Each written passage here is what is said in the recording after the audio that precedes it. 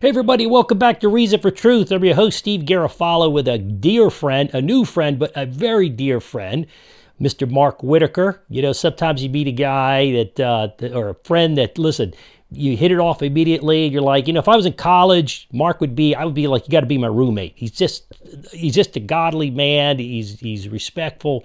He's all the things that we think, well, hey, we should have find in a great Christian friend. And I pray for many years of getting to know him, and even more and better each day. Has a wonderful wife, Ginger. My wife Heather and I had dinner with he and Ginger not too long ago, and it was just a delightful time of fellowship. So today's a treat, and today's guest, as I just said, Mark Whitacre. Little snapshot. Today's talks about he was actually the real life person, the real life story of the actual, I should say, real life informant. If you remember the 2009 American biographical crime film called The Informant, well, that's him. Remember, he was starred, that movie was starred with Matt Damon, although Mark is better than looking than Matt Damon and smarter for sure. But I'm just saying, the movie is about his promising career with agricultural corporation Archer Daniels Midland, and he and his wife decided that what was taking place with some price fixing was unbiblical. He voluntarily, by the way, turned his life on its own head. And I'm not going to ruin the story by bringing the crime syndicate down from the inside. And so, as same thing happened to his life. So listen, without further ado, Mark Whitacre, by the way, now is the Vice President of Culture and Care at Coca-Cola Consolidated, a faith-friendly, purpose-driven corporation. He and I met when we both spoke this October 2023 Apologetics Conference in South Carolina, and we became instant friends. And without further ado, Mark, listen, welcome aboard the Reason for Truth train show today. Anything you want to say before we get started? Great to have you here, brother. Yeah, thanks for having me, Stephen. I've read three of your books that you've shared with me, and they're great reads, and I've really enjoyed getting to know you and look forward to our time together here today. Yeah, by the way, want to just say, Mark embarrasses me a little bit. I mean, did three books. The guy read three books, and I'm still on the first one that he sent me for T Factor with Coca-Cola. And, well, I'm working through it. The man is amazing. By the way, he speaks fluent German.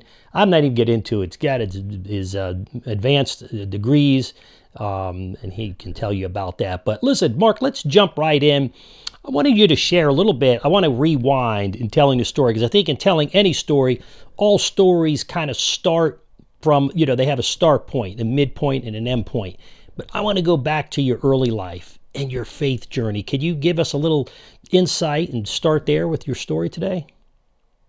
Yeah, I grew up, Stephen. I grew up in a Christian home, and I'd say my parents forced me to go to church. And my mom's 91; she's still alive today. My dad passed at 90. They were 66 years married, and I was very strong academically and got full scholarships to Ohio State University after high school, and bachelor's and master's from Ohio State University, PhD in biochemistry from Cornell, an Ivy League university, full scholarship for 8 years straight. And I tell you, Stephen, from a faith perspective, grew up in a Christian family. I would say that I had God in my head, not yet in my heart, but I knew of God.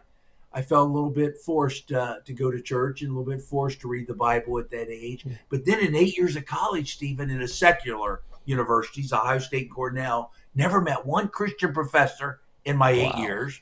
One. Now keep in mind, this is sciences, Darwinism and evolution and Big Bang Theory. So I was learning everything about everything but God, and how the world, from the scientific point of view, how they presented it, like we came through evolution and we evolved from ape, not created by God. And to the point where at Cornell, I had some professors say, you can't be a PhD scientist if you believe in God. I had one state that you can't be in my class if you believe in God.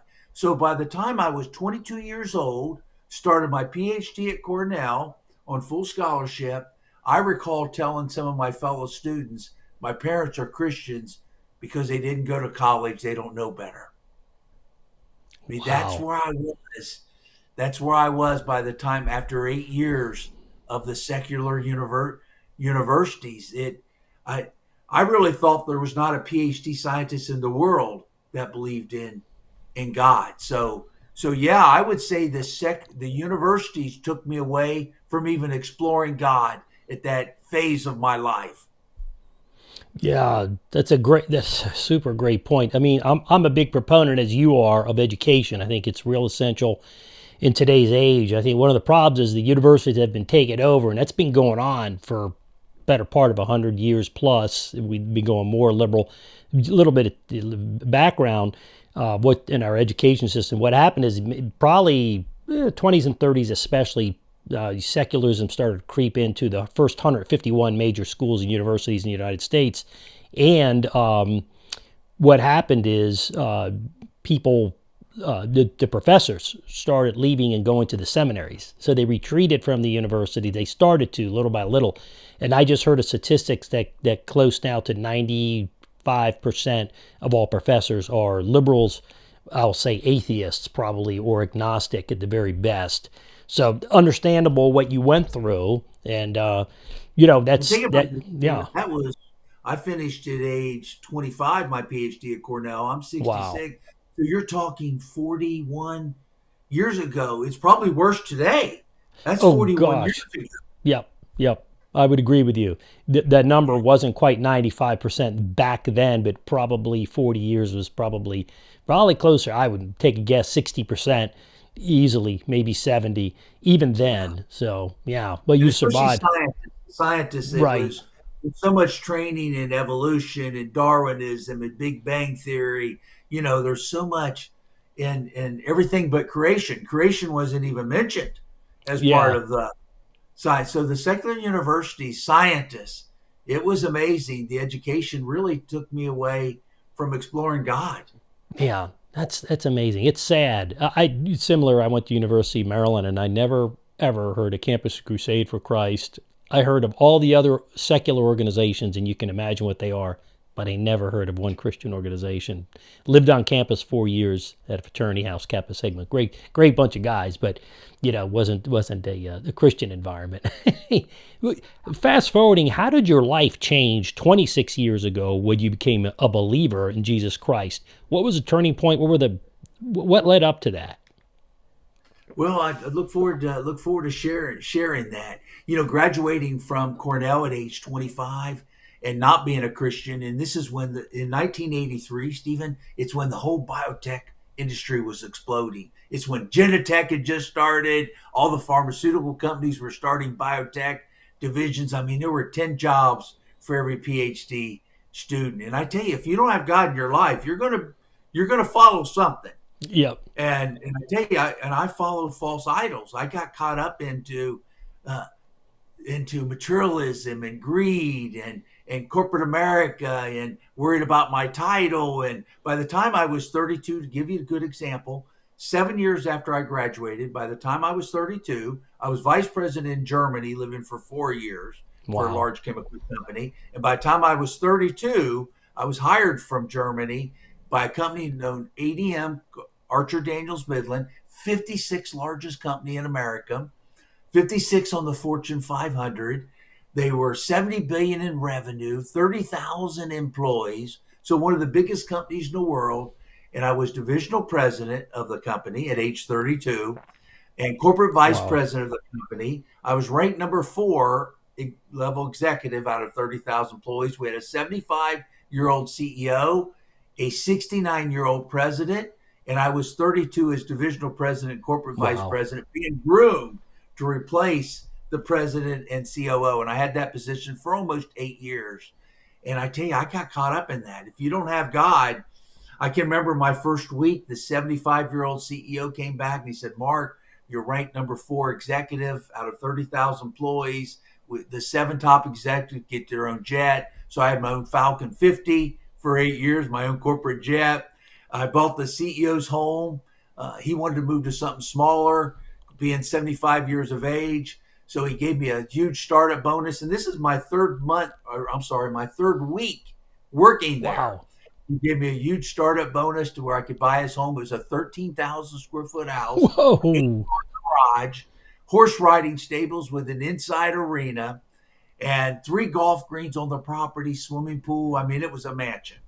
And I tell you, if you don't have God, I got addicted to that. Probably the best way to describe it for your listeners, Stephen, would be this: is that I was Justin Bieber before Justin Bieber.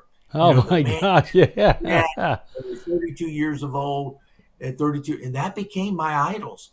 Yeah. Those became what I focused on.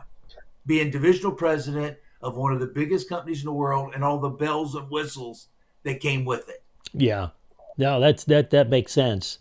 Yeah, I think it's I think it's hard for the vast majority of even believers to handle the stardom, even within Christendom. Nevertheless, the world, in terms of money, power, and all that stuff, it's just so it's more difficult to handle than not. So, but the story goes on, right?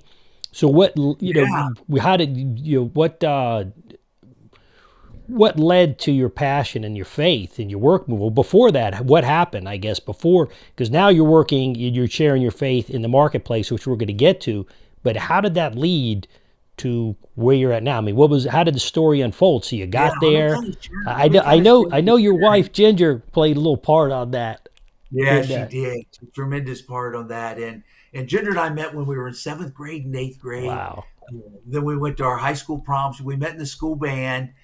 Then we went to our high school proms together. Three of the proms together. We had a sophomore, junior, and senior prom. Went to our proms together. Then she went to Ohio State also before I went to get my PhD at Cornell University. We got married right before I got my PhD. She was 20, right before I went to start my PhD. She was 20 years old. I was 21. That was pretty common to get married at that yeah, age, well, you know, sure, back in the 70s. This is, keep in mind, this is 44 years ago. And, you know, she talked about faith at Cornell. And I said, Ginger, I'm a PhD scientist. And I'm told, I'm telling you, and some of these guys up for Nobel Prizes, they're telling me God doesn't exist. Are we going to believe my parents who didn't go to college? Or are we going to believe these guys that are up for Nobel Prizes? So I kind of rained on her parade whenever she talked about faith, even when we were at Cornell University. But her mom got real sick when she was 30, and her mom was 10 months in a hospital. When Ginger was 30, her wow. mom was only 52. And Oh, Ginger, during that 10 months in the hospital, her mom barely survived, and she had a very tough life for the last 20 years of her life after those 10 months in the hospital. But Ginger sitting by her side each day in that hospital. Ginger became a Christian during those 10 months at age 30. So when I'm 32, divisional president of ADM, she's a Christian. So I'm filling this 8 car garage. Just the bonuses alone, some of my bonuses each month were two or $300,000 a month. I mean, we wow. were 70 billion in revenue. And keep in mind, this is two or $300,000 a month, 1989. Right, those dollars were a little more valuable back then. Right, right, Yes. I mean, this is real. It was 2 or 3 million a year, which would be like 8 to 10 million a year today's time. right. Sure. And so I filled that 8 car garage. I had a Ferrari, two BMWs, two Mercedes. Again, Justin Bieber before Justin Bieber. And I would share with Ginger. I said, "Hey, let me buy you one with next month's bonus. I got a red Ferrari. Let me buy a yellow one." And she's driving a 10-year-old Jeep Cherokee. And she said, "No, I want to be a good steward for God." She was really involved in our Oh, women's Bible study, involved with the church. I didn't even know what that meant when she said she wanted to be a good steward for God. I said, "Just let me buy you a Ferrari." yeah. She said, "No, this car's doing fine. I can get several more years out of it. It's already a decade old." But I tell you, I looked at Ginger and I said, "It's amazing how much peace and contentment she has, because I'll buy one of these cars or I'll get a new jet uh, with the company, and I'll be thinking 2 weeks later, what's next? What's Right, next? There's right. got to be more to this. It's never enough." Stephen, I think I could have got to the level of Bill Gates, and I think it would have never been enough. I had a void in my heart the size of Grand Canyon, and there's Ginger driving this 10-year-old Grand Cherokee, and she's happy, she's peaceful, she's content. I said, "How does Ginger do that?" And you know, I knew she had faith, but faith was still a challenge for me because I had 8 years of college telling me there is no God through the Yeah. sciences. So I'm a couple years with the company. They announced in Fortune magazine that I was going to go from divisional president to company president, replace our 69-year-old president when he retires. And I thought, boy, now I really got I really got the cat by the Yeah, tail. That sure. I'm company president, and eventually I'll be the CEO. I mean, there's only three executives above me. I'm already number four at Forward age line, 32. sure. So they announced that at age 34, and I can remember telling Ginger it was November 1992. I'm 2 years with the company, and I can remember telling her, I said, Ginger, I'm going to be the next president of ADM, and probably a few years after that, the next CEO of the 56th largest company on the Fortune 500. And she said, you know what, Mark, I'd rather just have a 2,000 square foot house instead of 13,000 square feet. I'd rather have two Fords in the driveway instead of 8 cars in that 8 car garage. And I'd rather have my husband back. Mm, She said, I think I've lost my husband. mm. I said, Ginger, we're making millions. Eventually, as president of the company, it won't be 2 or 3 million a year with my bonuses. It'll be 8 to 10 million a year. It'll be a huge increase. It's only a few years away. And she said, yeah, but Mark, it's all about the money. It's all about materialism. It's all about greed. And we got into this conversation where I made a comment to her that the FBI was helping us because we're the largest company in Decatur, Illinois. Decatur, Illinois is 80,000 people, and we're 30,000 at ADM. So it's a Wow. company town, Yeah, 30,000 yeah, out of yeah. 80,000. So it's a company town. You're a big fish in a small pond. And I told Jen, and so the FBI office did a lot for helping ADM solve crimes within the company. And I made a comment during the same conversation, November 5th, 92. I said, it's amazing how the FBI is helping with these little cases, like $100,000 cases. And there's this case, hundreds of millions of dollars right out from under their noses that's ongoing. And she said, what do you mean by that? And I said, well, basically, to become the next company president, I'm being mentored to take over a price fixing scheme that our leadership is leading. And our CEO's now 77. He's heading towards 80. They know they got to start mentoring some younger executives. So they're mentoring me to eventually take over this international cartel where we work together with our competitors and fix the prices of some of our ingredients that go in all your listeners' foods. If you buy a Kellogg's or a iced tea or an orange juice or a Pillsbury or Kraft, it's difficult to buy a food and beverage at a grocery store that does not have something from ADM in it. One of the Wow. largest food additive companies in the world. So it impacts every one of your listeners during this time that are listening here today, Stephen. And so I was sharing that with Ginger. She said, well, is that legal, Mark? And I said, well, they told me it's not legal, but everybody does it. I've been mentored for 7 months now. It's been going on for 12 years, and I've been mentored for 7 months. And they told me everybody does it, and you cannot be in the commodity business without doing this. And we make hundreds of millions, sometimes $1 billion extra a year Wow. from this cartel, and everybody does it. And she was so troubled when I said, well, it's not legal, but everybody does it. She said, Mark, that sounds like a fraud. She said, if the company's earning hundreds of millions of dollars a year, and sometimes even $1 billion a year extra this last 12 years, who pays for that? And I said, well, basically consumers do. If Kellogg's or Pillsbury or Kraft or Mars candy bars, or if they pay higher for the ingredients, they're going to pass that on to the consumer. Their profit margin is going to be built in, and the consumer is going to pay a little extra. Instead of $50 of groceries a week, they may be paying $55 grocery a week. Keep in mind, this is 1992 Right, when groceries right. were $50 a week. So I said, you may be paying 55 instead of 50. She said, you mean my grandma on $200 a week, Social Security, she gets $800 a month, Mark, Social Security. Her biggest expense is her grocery bill. And she's paying for that at the grocery store. And we live in a mansion with a corporate jet with an 8 car garage. She said, Mark, I can't live with that. I mean, God knows this is happening. And this is illegal activities happening in our household, the house that she lives in. And she said, I can't live with that, Mark. I'm going to have to go pray about this. And we're going to have to talk about what we're going to do about it. But I can't live with this happening in our own house.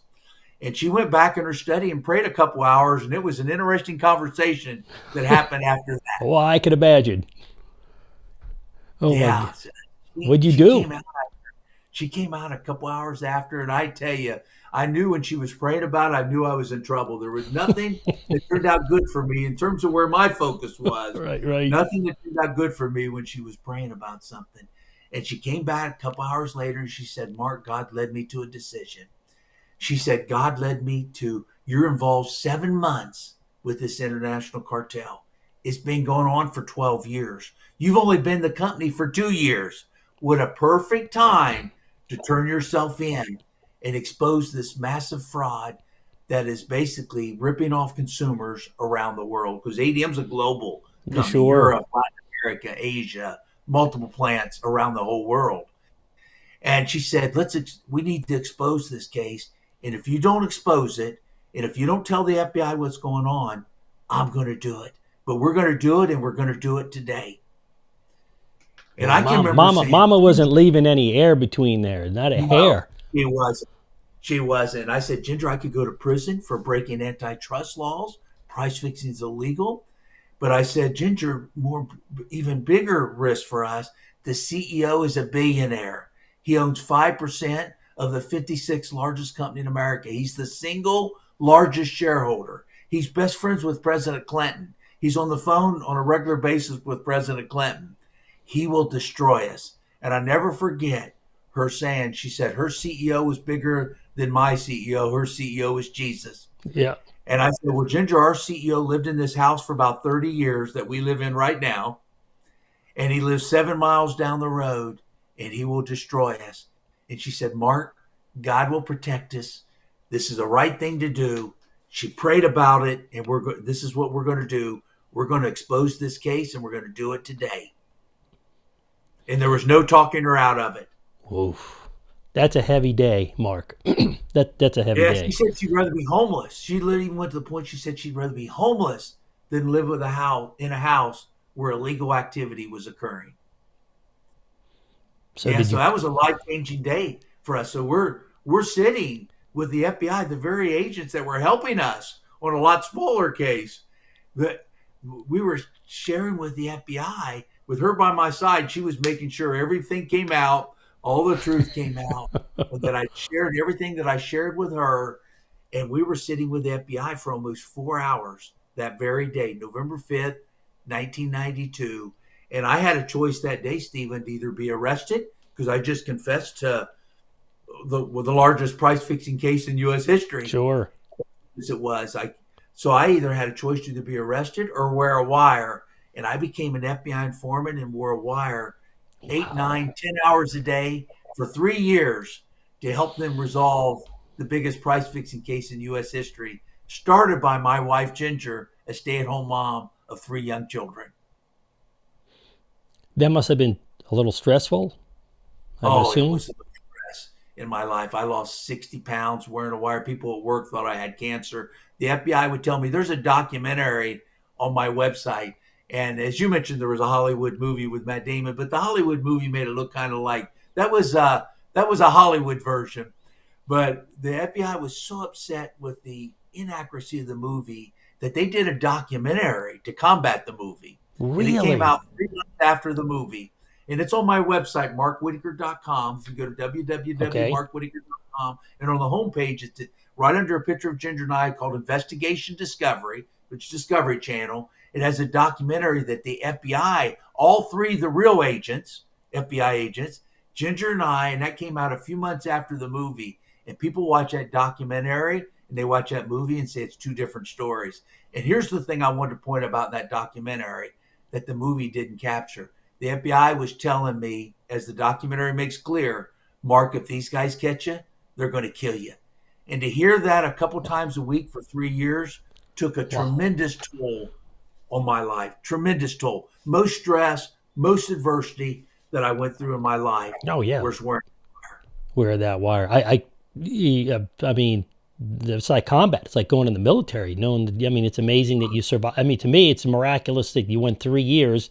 And you mentioned before, I think that the technology wasn't quite what it is today. So you were wearing really rudimentary wire, right? Is that, can you explain a little bit Yeah, I about had that? one on my back with microphones taped. Now, today they'd have it in the tip of an ink pen, Yeah. but I had a big recorder attached to my back with an athletic band. I had two microphones. I had to shave my chest every day and tape two microphones to my chest. This is 35 years ago. And then they had a briefcase, a tape recorder in a briefcase, another special notebook with a tape recorder in it. They wanted three recorders going all the time in case one stopped working, they could capture this important criminal information that they were, that they were accumulating on this price fixing case in order to prosecute it. And that's how much stress. And there was even a green lamp, Stephen. A green lamp had the video camera in it. And this green lamp, I would tell the FBI where the meeting was going to occur with our competitors. They would meet with they would get a court order and have that green lamp put in that conference room, and they would be in the next room, and they could remote control through a remote control that camera in that green lamp.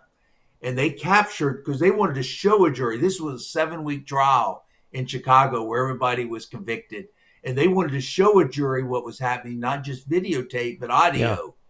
And I made the audio, but the video was the green lamp. Wow. And this green lamp was at places like the Shangri-La Hotel in Singapore, $1,000 a night hotel. And this green lamp looks like it came from a yard sale. And then a few weeks later, we'd be at the Mandarin Hotel in Hong Kong, another $1,000 a night hotel. Green lamp, same green lamp, sitting 5 feet from the 11 guys that are fixing prices of ingredients around the world. Then it was in Maui. Then it was at Four Seasons Hotel in Chicago. That green lamp, Stephen, was at 2 or 3 meetings a month.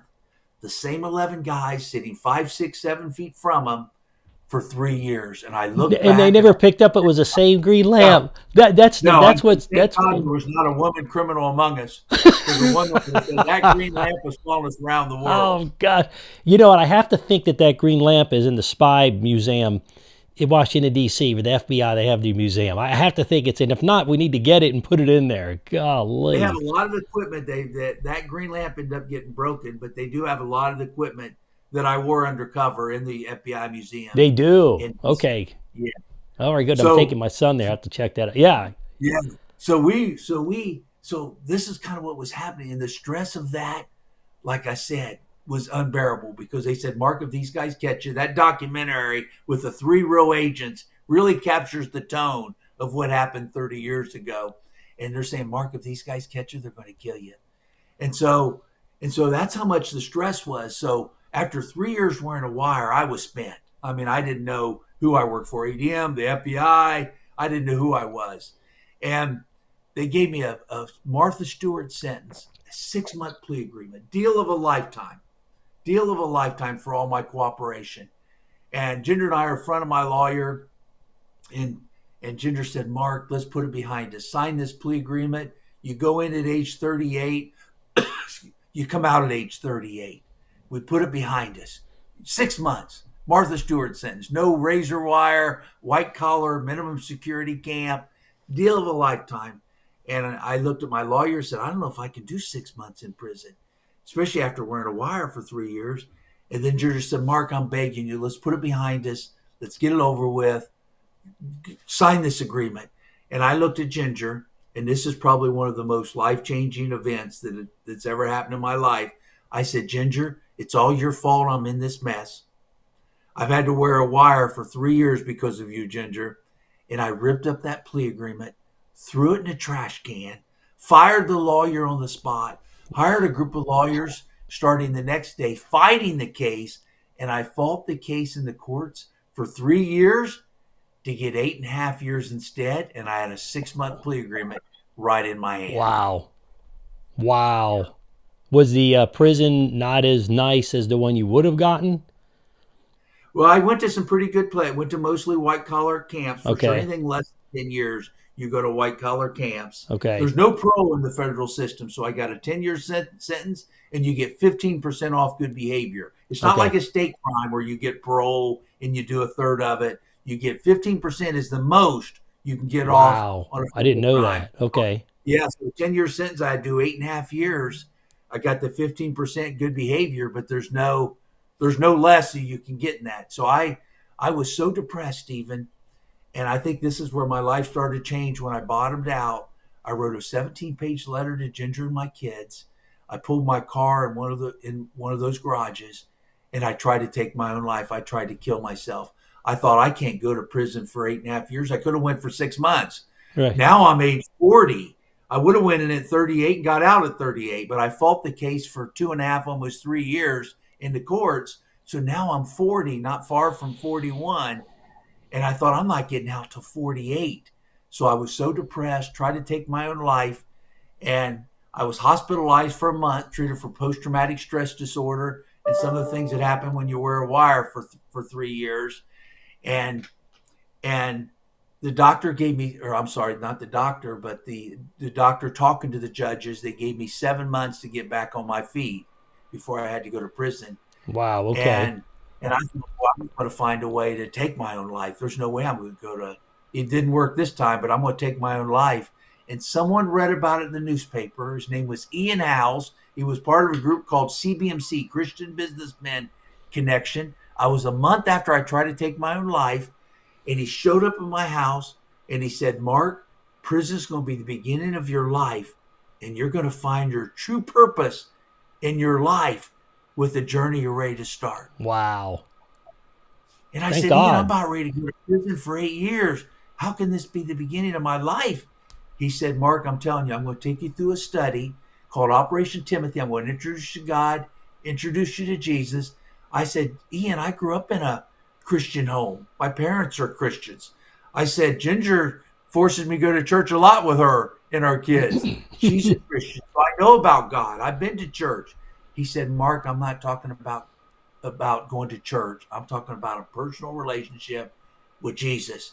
And he started spending 6-7 hours a week with me in Bible study, introduced me to God, introduced to Jesus, and it started giving me a hope. And this was a month after I tried to take my own life. And then my second week in prison, a man named Chuck Colson showed up. And Chuck Colson read about me in the Washington Post because it was such a high profile case. And he went to Brown University in Ivy League. I went to Cornell. He went 7 years to become a lawyer. I went 8 years to become a scientist. He was also told at Brown that there is no God and God doesn't exist, just like I was told at Cornell. And he read about me. He saw a lot of similarities. He, as a non-believer, White House counsel for President Nixon, went to prison for the Watergate scandal, became a Christian 20 years earlier in the 70s. So now he's visited me in 1998, sharing his testimony with me. And I said, Chuck, the problem I have, I've been going through Bible study with 7 months with a gentleman, which was Ian Howes. But I said, I have 8 years of college I just can't erase. And he asked me a simple question, Mark, do you think there's a PhD scientist that believes in God? And I said, no, I don't think there is. And he started article after article and book after book, discipling me and mentoring me, some of the best scientists in the world that believe in God. Even Albert Einstein wrote an article, only God could create man and only God could create the universe. Sir Isaac Newton wrote as much about Jesus as he did about science. Francis Collins, who discovered the human genome, is a Christian. All these scientists, and there were dozens of them, some of the best in the world that Cornell or Ohio State never talked about during my education. Never once. So he opened my eyes that some of the best scientists in the world are Christians and they do believe in God. And there was this one scientist named Don Byerly, Bierle, and he's in Minnesota. And Don Byerly wanted to study and research to prove once and for all that God does not exist. And he proved that after 10 years of study that God exists and Jesus is the Son of God, and he wrote a book called Surprised by Faith. I finished that book, got down on my knees, my 3rd month in prison, and became a Christian. Wow. And first time I surrendered my life to Jesus and thought, how can you be a PhD scientist and not believe in God? Wow. Isn't that amazing? There's two sides of the story, right? I mean, the world's going to tell you, hey, I think many of the problems is that these modern scientists, many, or not all, but many, if not probably most, are secular atheists. But if you look at the real deal, like you said, the Isaac Newtons, the Albert Einstein, you go back and Francis look at Collins. the, yeah, you look at the real, and even the modern ones. You read my book, we were talking about the Hubble Yes. telescope. Hubble himself, not that I know that he ever became a Christian, but he said, hey, the best, plausible excuse we can give for the creation of the universe is found in the Genesis account of creation. Yes. It's amazing how, it didn't come after it. I don't know what become of his life in terms of his faith in Christ or not, but from my understanding, at least he didn't deny it and say, hey, this is wrong. So you could see that there's an agenda on the university level for sure. That's pretty amazing. What happened from there? I mean, how soon in was that? Was that like your first Yeah. year? It was. It was. It was my third month. It was almost 10 months after Ian was discipling me, and about 3 months after Chuck Colson was discipling me, showing me all these scientists that believe in God. So it was about 10 months being discipled. It was my third month in prison. So it was my first year. And I tell you, it changed my life. Oh my I gosh, I can started imagine. I started discipling guys, and I started helping guys get their GEDs. I helped Spanish guys learn how to speak better Spanish and write better Spanish. And I tell you something, Stephen, for the first time in my life, I was 2 to 3 million a month for 8 years. Now I'm $20 a month for 8 years. And for the first time in my life, I was helping somebody else besides myself and found how rewarding that is. And even before the word servant leadership was ever even talked about, I saw how rewarding it was Yeah. to go from a selfish leader, which I was, to a servant leader. And it was so rewarding. Even at $20 a month, it didn't matter what I earned. You can still help other people. It's not about how much you earn or what your title was. My title was inmate and number 07543-424.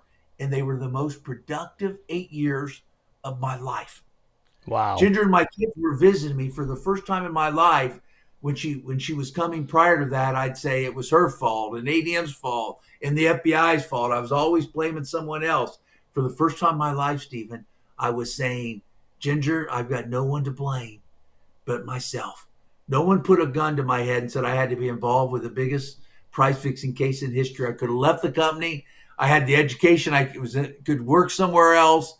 I didn't have to do it, and it changed my life. And then our marriage started healing, and we're married 44 years today. That's 44 amazing. years is a miracle to survive 3 years undercover and 8 years of prison. She moved, Stephen. With good behavior, you move to a better place. I got to do the last 6 years on a Navy base of my 8 year sentence. And she moved to 3 different places to be at 3 different states where she could visit me every Wow. weekend, Friday nights and Saturdays and Sundays with my kids. And most marriages don't survive Oh my incarceration. gosh. God That's blessed a our marriage tremendously. yeah. I have to say, Ginger's an amazing. We met her when we went to dinner with Heather, my wife, and you and her. An amazing lady, very humble. You Yes. meet her, she's very unpretentious. Just real deal. You both are real deal. That's why I love you guys. And Really. the, and the companies, listen to this, Stephen, the companies, I'm $20 a month. I had all these legal fees. I had fines to pay. We lost almost everything we had. We had about $60,000 left after we sold our house and cars to pay Wow. attorneys. We had about 60,000 left, and she had 8 years to do it. She was a stay-at-home mom for 10 years prior to me being incarcerated. And those companies, uh, Tyson Foods, Procter and Gamble, Coca-Cola Company in Atlanta, Pilgrim's Pride, Purdue Farms, the ones that collected these uh, basic class action suits. ADM had to pay 400 million alone just for the price fixing in the beverage industry to Coca-Cola. They gave my wife a whistleblower reward. Those companies did because they were so appreciative of how she started this case and stopped something that was going on for 12 years. They gave her a whistleblower reward that financed her the 8 years I was in federal prison. Wow. My kids through college. Ginger went back to college at age 40 to be a teacher. She was the teacher of the year of her whole city in 2007. And we look back now, I tell you, we look back now and we say, thank God I didn't take that 6 months sentence. We look, those Wow. 26, 27 years. later that I would have never listened to a Chuck Colson Yeah, with a yeah. 6 sentence, that I had to be broken. And as mad as she was then, she said murder was an option, even though divorce wasn't. It was then. But I didn't take that 6-month plea. We Yeah. thank God I take it today, because I really need to be broken. That I Chuck Colson show up and I had 6-month sentence, or Ian Howes, I'd say I'm only 6 months. I'm going at 38. I'm out at 38. And Yep. like Ginger said, I'm out the same man I went in. This was enough to really be discipled, to really see that some of the best scientists in the world believe in God. It really gave me a chance to really build a relationship with Jesus and God. And it was life changing. So we thank God. And I've been Wow. out almost 2 decades now. And when I got out almost 2 decades ago, I prayed, I said, God, give me positions that I can use my faith at work. What better place for ministry than the workplace? And I've been involved in this faith at work movement for the last 2 decades since I've been out of prison, because I saw in prison how rewarding it was to be a servant leader. Yeah, that amazing. And I think God broke you for the right amount of time. That's the difference of Christianity, the real. It's like Coca-Cola's the real thing. Well, Christianity's the real thing. And I think it's very clear that God is an infinite God. The Christian God is an infinite God. He's an omniscient God. So he knows all things yet to come and what will be, and how he knit us in the womb. He knows all of us intimately. So he knew how long it would take to break Mark Whitacre as he did Stephen Garofalo, and he gave you the exact amount of time, even though we see it Yeah. differently sometimes. But you do. You see it, and that's amazing. And Dr. Geisler taught me something in class. He said, it's not God who pivots to us. It's like the man in the pillar or the man in the wind. We turn around and the wind's now, instead of facing the wind, it's on our back. Or looking at the pillar, and now the pillar's behind us. It's not the pillar that moved, and it's not the wind that changed. It's we who have changed. And that's you. And that's me for that sake. But, God kept you as long as it took to see that the wind was going in the right direction. So that's really what led to your passion, I guess, right? In the faith, in the faith work movement, Yes. what you do Yes. now. And when did that passion start? I guess it started in prison, coming out of prison, and you decided, as you just said, hey, I want to take my passion to the marketplace. Is that where that started? Yeah, I learned in prison. It's amazing, Stephen. I don't know if you may not even know it. I learned air conditioning and heating. They have trades you can learn in prison. And I thought, who's going to hire a PhD biochemist that's convicted felon and 8 years in prison? I didn't think there'd be many opportunities back in my field. So I basically studied air conditioning and heating, learned it well, and was prepared to make a living for my family in that way, which you can make a good living doing Sure, that. sure. Uh, that's what I studied in prison. And I got out of prison, and I had several companies started visiting me in prison while I was there to review their patents, biotech companies.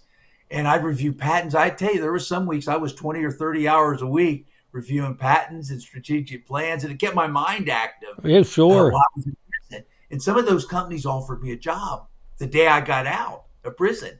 So I joined a company, a California Biotech, a faith-based California biotech company, Christian CEO, and I joined and I started like the level right out of college 20 years ago. I'm 48 years old at the time. And I started right from all over again. And I tell you, after several promotions, I became the COO of that cancer research biotech company for almost a decade, COO. I'm on their advisory board still today, but it was a servant leader company. It Mm. was long-term thinking. It was God incorporated in the company. And I tell you, I saw, boy, what better place for ministry than right here where we're at Yeah. work. And then I became for 8 years the COO of CBMC, the group that Ian Howes worked for, was a part of. And I became 8 years, 4 years national director and 4 years COO. So I was 8 years there of the Christian Businessmen Connection, which helps equip leaders to become faith at work. And that prepared me for the job that I'm doing now at Coca-Cola Consolidated, where I've been almost 5 years. And I'm vice president of culture and care, as you announced right there when we started the interview, vice president of culture and care, where we integrate faith and work at Coca-Cola Consolidated. We're not Coca-Cola Atlanta. We're the largest bottler in America. Frank Harrison is our CEO and chairman. We have a different board. We're traded on the NASDAQ. They're traded on the New York Stock Exchange. And we have a purpose statement that I think your listeners would find interesting. A publicly traded company with a purpose statement is to honor God in all we do by serving others, pursuing excellence, and growing profitably. But to honor God in all we do by serving others. And we have a chaplain in every plant, 104 plant sites, Wow. chaplain in every plant, dozens of prayer groups and Bible studies. It's a faith-friendly, purpose-driven company, and integrating faith has transformed our culture. It's impacted our retention rates, and our giving is much higher than other public companies. And in terms of our charitable giving, it's great. It's impacted our culture, and people love to come to work. Even non-believers, I hear comments and see them in our surveys. Also, even non-believers in our company, because we have 17,000 employees. Right. Even many of them say they love a place where their supervisor listens to them and has empathy for their family and cares about them. I tell you, it's been, I feel like God prepared me for this role that I Wow. have at Coca-Cola Consolidated. Basically, a Right. ministry role in a publicly traded company. So unbelievable. That's your role in the Coca-Cola Consolidated, and Yeah, you're working with all yeah. these plants. I think is amazing. What impact have you seen when faith is part of the workplace? Oh, That's I tell you. really my last question, but I mean that's where the rubber meets the road. You've told me a little bit about it, but expound. What have you seen? I see the retention rates. I see the absenteeism. I see the engagement surveys that we do over September, and most of our employees, at least 75% of them, actually fill out, take the time to do the engagement survey that we have. And I see their comments, and it makes such a huge difference.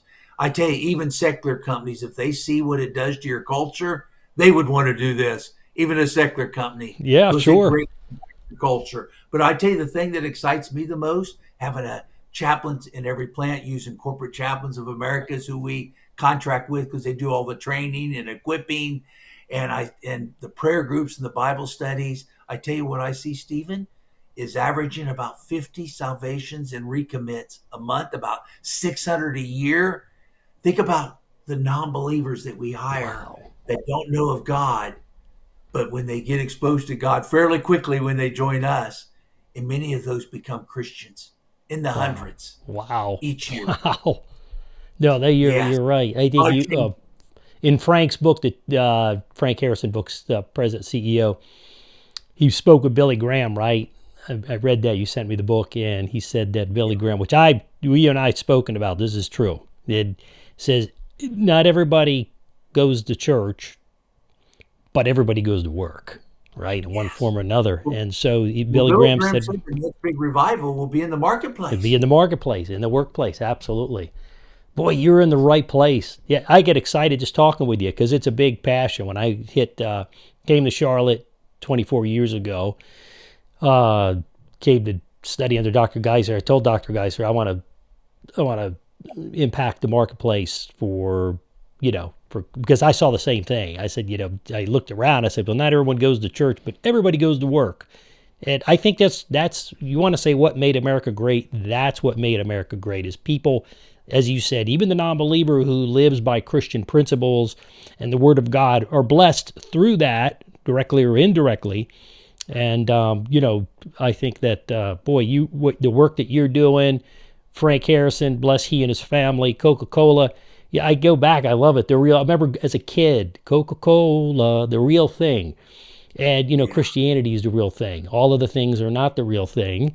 Doesn't mean there's not good people, and kind people that are in those religions, but there's one truth, and that's Christianity, and you're representing that in the marketplace. I'm just excited about that. My gosh. And you've attended T Factor, Stephen, where we kind of share with the world. We took over 3,000 senior leaders through T Factor this year, Yeah. where we share with the world how we do this. We're trying to get other Christian leaders to be bold and integrate faith in their work. And that's what we call our T Factor events, which you had a chance to participate in. Yes, I did. It was pretty amazing. I would say impactful would be an understatement. And just, I mean, that's what I like about Coca-Cola. Coca-Cola's, I mean, you guys were inward focused, outward focused. You're like 360. I mean, you're just inward, outward, on top. Sometimes when I pray, I say, Lord, go before me, go behind me, go on top of me, go below, through. That's Coca-Cola, consolidated anyways, out of Charlotte, North Carolina. I tell you, and the work that you're doing, you're at the forefront, Mark, and I'm just excited. I'm excited to know you. My one request is that when Ginger comes into town, we all go to dinner again, or when you're in town. That's my only request. I don't need the Lamborghini. Anyways, I can't afford the insurance on it, but we could still go. I'll pick you up my VW and we'll go. So we'll have a good time. But I think it's true. One of my big takeaways, my wife, not nearly the same level as you, but my wife was an executive at a biotech company and left, 6 figures multiple times over. And we took a 74% reduction in income, and I got my wife back. My kids got their mom back, got my wife back, and got our marriage back the way we knew it. And, we struggled to some degree ever since, but the joy factor and the fruits of the labor, best investment, better than any return I could have ever gotten in the market, period. And I'm not putting down the market. I'm not putting down making money. I think there's no amount of money that's good or bad. I think that how much can we handle, I think, is the takeaway. Something that I've really been exploring over the years is nothing wrong with money at all. The question is, what can we handle? And for different people, that's different things, including myself, and influence and power and all those things. And those are the things that I think when corporate America in the United States, and when our leadership and government starts, and when our everyday families, mom and dad, how about that? That's the place to start. Start getting back and hopefully inspired by your story and what Coca-Cola's doing and your personal story, your testimony. I think then we will make America the greatest place in the world, and hopefully spread that out, because Coca-Cola is international. So I'm excited about it. We got a lot of crazy things going on in the world. People are somewhat afraid and depressed, but you know what, folks, there's a lot of good things going on, and we just heard about it. And I think one of the greatest, if not the greatest, not secular, but the greatest movement in the marketplace that's going on for Jesus Christ. So Mark, thank you. Again, people can connect with you on Mark Whitacre. I'm going to put a link down below, markwhitacre.com. I want to encourage everybody to go watch that video. And remember, it's the real thing. So Mark, thanks. Thank you. Any final words before we close up? Well, the final word I'd like to share is, I was hopeless and helpless when I was going to do 8 years in federal prison. And it was amazing when I turned it all over to God, how God turned those ashes to beauty and saved our marriage. For one, it saved my soul, where it has eternal life after my time here on earth is finished, which is the most important, but also saved our marriage, are closer to their children I've ever been, and they're all adult Christians now walking with the Lord. And Ginger and I have 44 years married, stronger than ever. We not only just survive, we thrive. So no matter how hopeless you may feel, or you may have someone in your circles, your listeners may have, that may need to hear this story. And this would be a good story to pass on to them, that if they are kind of someone that's caught up in the world, needs to learn a little bit more about God. Because God, to me, I'm a PhD scientist from an Ivy League university, and I'm telling you here, God does exist, and Jesus is the Son of God, and I have zero doubt. Amen. Yes. Yeah, that's a message to the PhD and to the stay-at-home mom and to the school teacher and to the salesman and to the president of our country and all countries, prime ministers, kings. That's the truth. Mark, thank you so much. Boy, what a treat. I want to have you on again at some point here after the busy season, which I know. I appreciate you making time during the busy season. That was very kind of you. Well, God's blessings to you. Listen, we appreciate Mark being with us today. If you want to reach Mark, markwhitacre.com. There's probably a contact place there for you if you want to reach Mark. Absolutely. We appreciate him being on the show. Make sure that y'all do one thing. Make sure you subscribe to our channel here. Make sure as well you check out equippedacademy.com. We're doing a lot of training. Folks, we actually have now a new training module called Leadership, Marketplace Leadership, all based on biblical principles. principles. So God's blessings to you. Thank you for tuning in. Until the next time, I'm your host, Steve Garofalo, here with Mark Whitacre, and this is your Reason for Truth for today.